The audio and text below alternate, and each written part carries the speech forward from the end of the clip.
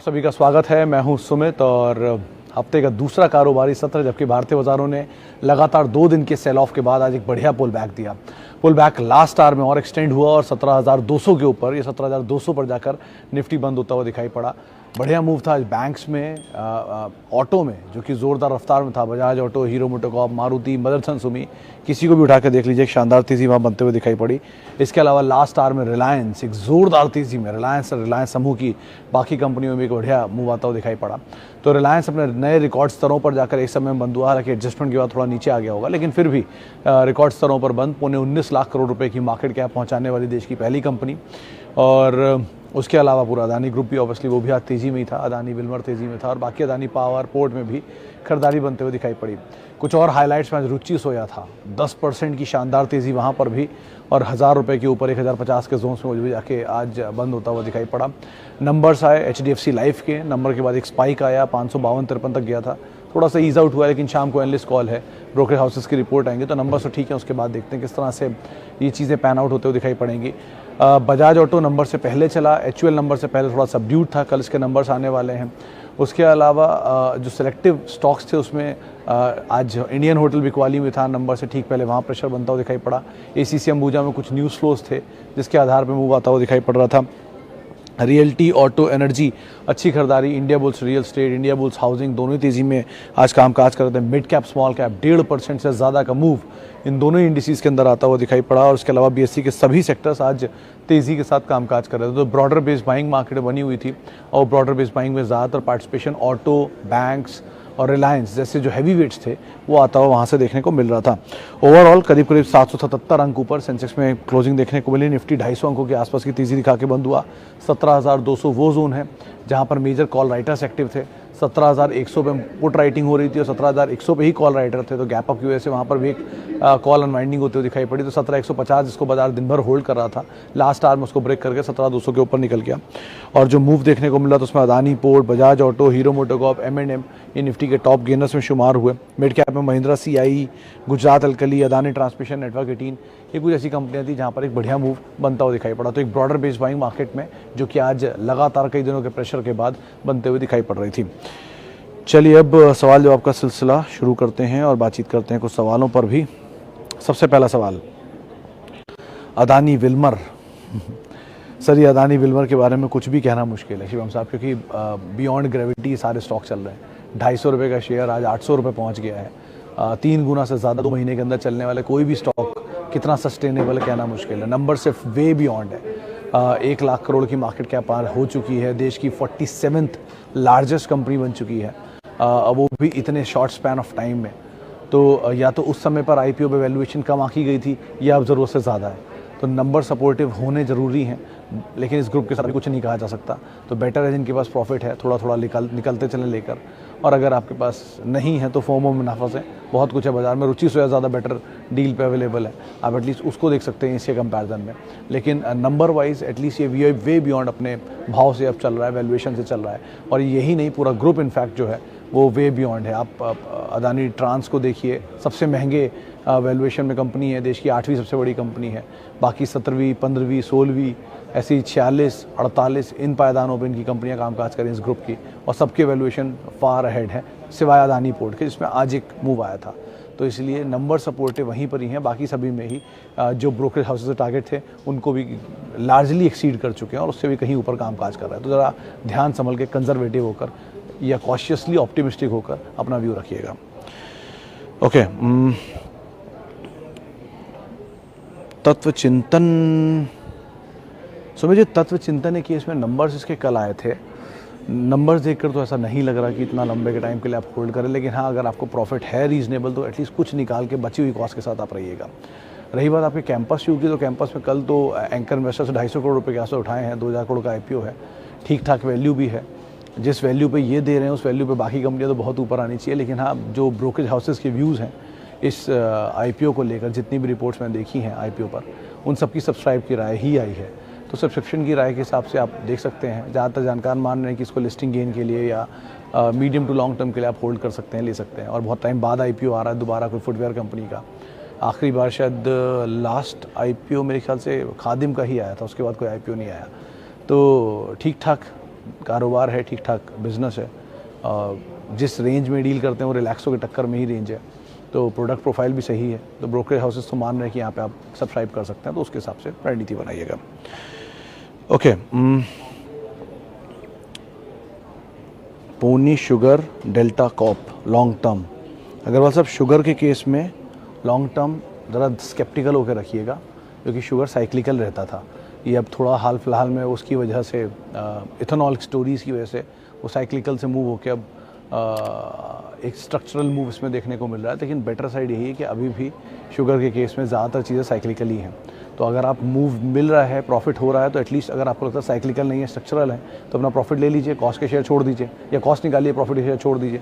उससे ये होगा कि आपको इस स्ट्रक्चरल का, तेज़ी का भी फ़ायदा मिलेगा थ्रू आउट लाइफ में। रही बात दूसरा नाम जो आपने चुना था वो डेल्टा कॉप, वहाँ पर भी सेम स्टोरी है, क्योंकि tours and travel related business है और इस कंपनी का दो डेट फ्री कंपनी है, कैश रिच है, केपेक्स पूरा कर चुकी है ऑलरेडी। इनके कई सारे कसिनोज़ हैं, जिसमें 2 कसिनो और ओपन होने की बातचीत है, एक मकाओ में और सिक्किम वाला ऑलरेडी ऑपरेशनल है। तो धीरे धीरे एक्सपैंड तो इन्होंने अच्छा किया है, लेकिन दोनों में ही समय समय पर हेडविंड्स आते रहते हैं। तो बेटर यही है कि मीडियम टर्म के लिए न रखिए, मीडियम टर्म प्रॉफिट लीजिए, थोड़ा निकल जाइए, नीचे मिल जाए दोबारा एंटर कर लीजिए। और डेल्टा कॉप तो एफ&ओ में आने की वजह से ऑलरेडी रिस्की हो चुका है, क्योंकि वहाँ शॉर्ट्स ईजिली बन सकती हैं, कॉलें बिक सकती हैं, पुटें खरीदी जा सकती हैं, जो वैसे पॉसिबल नहीं था कैश के स्टॉक में। तो इस लिहाज से आप थोड़ा कॉशियसली व्यू रखिएगा। प्रॉफिट मिल रहा है दोनों में ही, आपको थोड़ा थोड़ा निकलते रहिए, उसमें कोई बुराई नहीं है। Okay, Tata communication. भावेश साहब, टाटा कम्युनिकेशन के केस में एक ही चीज़ बोलूँगा कि नंबर तो इसके इतने ख़राब नहीं थे जितनी कमेंट्री वीक थी, जिसकी वजह से ब्रोकरेज हाउसेस ने इसको डाउनग्रेड किया है। लेकिन हैविंग सेड दैट, एक दो चीज़ें मेरे जहन में आती हैं। अभी भी 300-400 करोड़ रुपए प्रॉफिट निकालती है क्वार्टर का, which is not a small figure. One, देश की या दुनिया की largest under sea cable manufacturer है ही, अंडर सी केबल ओनर है, तो इतना बड़ा असेट साइज दोबारा क्रिएट भी नहीं हो सकता। एफ&ओ में आने के बाद थोड़ा स्ट्रक्चर बिगड़ा है, ऑब्वियसली बात है, शॉर्टिंग हो रही है, पुट ली जा रही हैं या कॉल राइट हो पा रहे हैं, लेकिन कैश में ऐसा कुछ नहीं हो रहा था जब तक से कैश के नंबर थे। तो हो सकता है आप बने रहिए, मतलब अगर नीचे के लेवल पे आप ऐड कर सकते हैं तो SIP वे में ऐड करते रहिए। सक्सेशन का इशू है नहीं इस ग्रुप के साथ, आराम से कॉर्पोरेट ग्रुप बना हुआ है, टाटा ग्रुप की कंपनी है और नंबर्स भी ठीक ठाक डिलीवर कर रहे हैं। 1-2 क्वार्टर की रेवेंट्री वीक हो सकती है, लेकिन वैसे अदरवाइज सिचुएशन ठीक है। तो आप अगर medium to long term horizon से देख सकते हैं तो आप ज़रूर बने रहें। ब्रोकरेज हाउसेस के स्टांस न्यूट्रल थे, लेकिन टारगेट अभी भी 1100, 1200, 1300 के ही हैं, तो बहुत कुछ फेरबदल नहीं है। 1-2 क्वार्टर ऊपर नीचे सभी कंपनियों का चलता है, ऐसे TCS में भी हो चुका है, ऐसा टाटा मोटर में भी हो चुका है। तो आप समय दीजिए, कोई ऐसा इशू ऐसा है नहीं, थोड़ा स्टेबलाइज होगा स्टॉक, वापस अपनी चाल पकड़ लेगा। Okay, Adani, Wilmar and port दोनों ऑल टाइम हाई पर हैं, and can we buy now for long term as both have good fundamentals. Akshay साहब, ऑल टाइम हाई पे फंडामेंटल आपको अच्छे क्यों लग रहे हैं? जब ये ऑल टाइम जो 250 रुपये पर अदानी विल्मर था तब भी वही फंडामेंटल थे, और पोर्ट जब कुछ दिन पहले 650 रुपये था तब भी वही उसके फंडामेंटल थे। तो अब इसमें फंडामेंटल में ऐसा क्या बदलाव होगा कि आपको ऑल टाइम हाई पे अच्छा लगने लग गया? सर, बहुत सीधी सी चीज़ है, जब ऑलरेडी शेयर इतना भाग चुका है तो उसमें एंटर करके लॉन्ग टर्म के लिए भी अगर आप जाना चाहते हैं तो क्या ज़रूरत है? कोई ऐसा करेक्शन मार्केट में आएगा ही जब ये शेयर भी टूटेंगे ही, तो उस समय आप एंटर कर लीजिए, अपनी वॉच लिस्ट के अंदर बना के रखिए। 800 रुपये, 250 रुपये का शेयर 800 रुपये पे लेकर आपने जो मार्जिन ऑफ सेफ्टी हो तो ऑलरेडी ख़त्म कर लिया, तो अब आप उसमें 800 से 1800 हो जाएगा, 18,000 हो जाएगा, लेकिन जो रिस्क है वो भी तो पूरा आ चुका है, कैपिटल ब्लॉक होने के चांसेस भी हैं, और 800 रुपये पर अगर इसके वैल्यूएशन महंगे हैं तो 1800 रुपये क्या हाल होंगे? तो 2 फंडामेंटल सपोर्टिव से अदानी पोर्ट के हैं, लेकिन बाकियों में अगर आप जाना चाहते हैं तो ब्रोकरेज हाउसेस के जो टारगेट्स थे वो ऑलरेडी अचीव हो चुके हैं, मैं यही कह सकता हूँ। Okay, EIL। कमल साहब, एक ही चीज़ बोलूँगा कि PSU कंपनीज़ में डिविडेंड का चार्म होता है, जिसकी वजह से लोग इन्वेस्ट करते हैं। आज वो सुबह एक लिंक भी हमने किया था, इसमें डिविडेंड बेस्ड कंपनीज़ या डिविडेंड जिन कंपनीज़ का बेटर है उनको आप देख सकते हैं। मिसाल के तौर पे PFC, REC, नाल्को, NMDC, इस तरह की कंपनियों को आप देखिए। EIL के केस में वो भी नहीं है, इंजीनियरिंग जाइंट है और BHEL जैसी हालत है।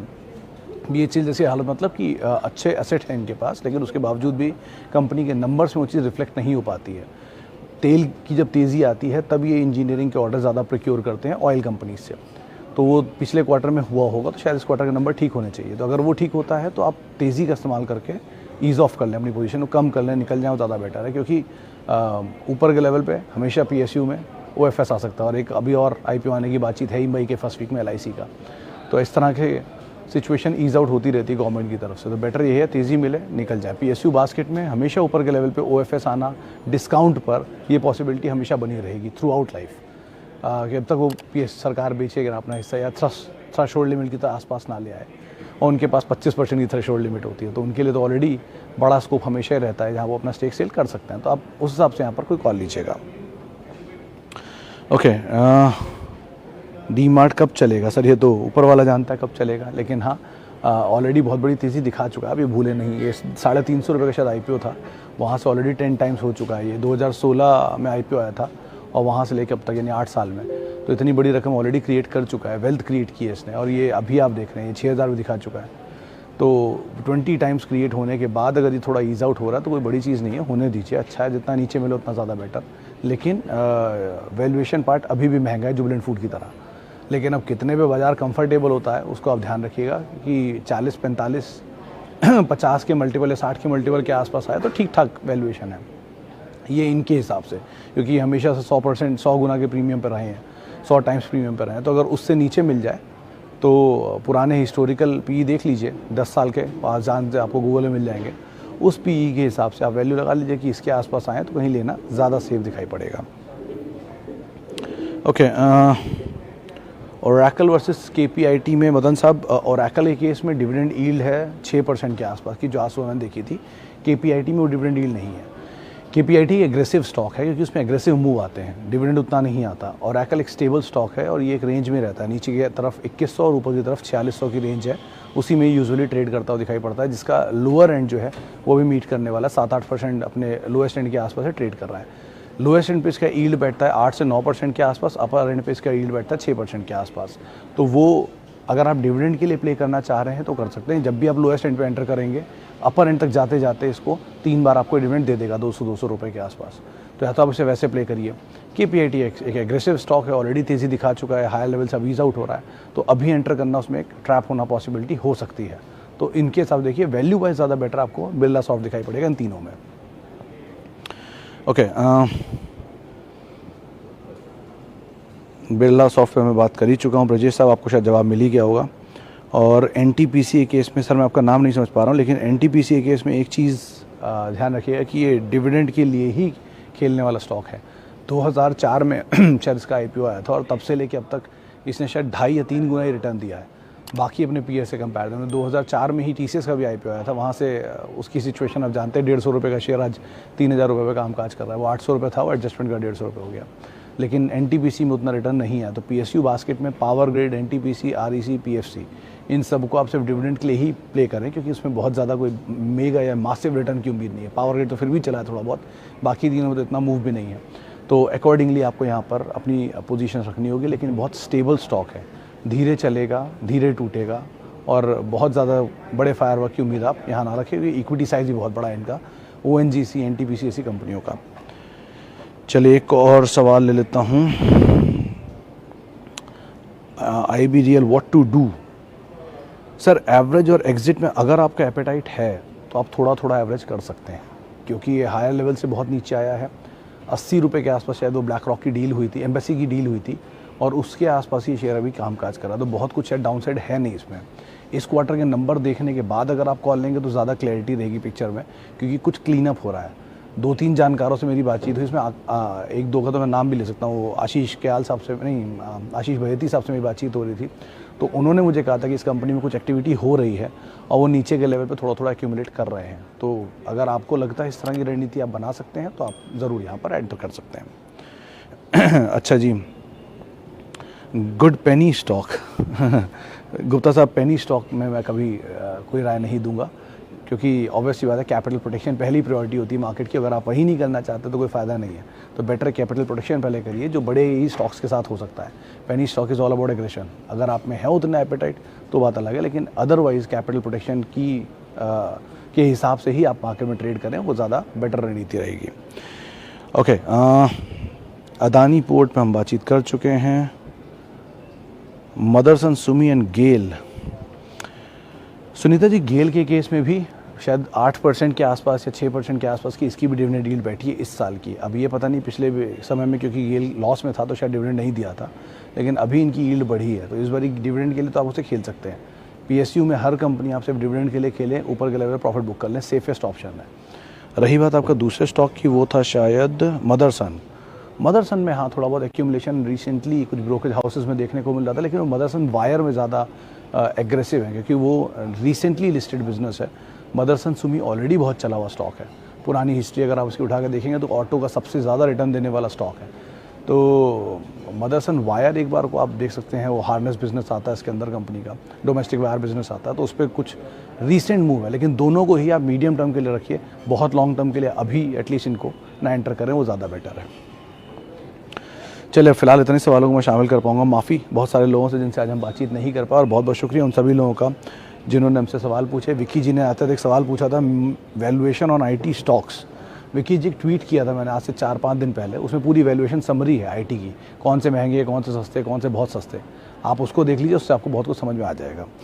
और आप मेरे साथ जुड़ सकते हैं @Sumit Research मेरा ट्विटर हैंडल है।